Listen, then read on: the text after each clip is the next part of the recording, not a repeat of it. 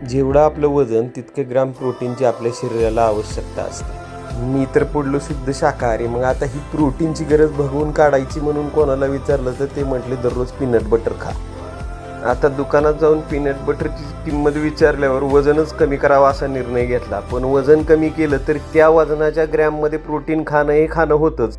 मग काय, आज कुछ तुफानी करते ह्या वाक्याला लक्षात घेऊन पीनट बटर बनवायचं ठरवलं। चांगल्या प्रतीचे शेंगदाणे घ्या, त्याचे कपडे फाटोस्तोवर त्याला तव्यावरती गरम करा। एकदा का त्याचे कपडे लाल झाले की टारा हाताने चोळून त्याचे कपडे पूर्ण काढून टाका। हा नग्न झालेला शेंगदाणा लाज वाटण्याआधी मिक्सरमध्ये टाका आणि मिक्सरला गरा फिरवायला सुरुवात करा।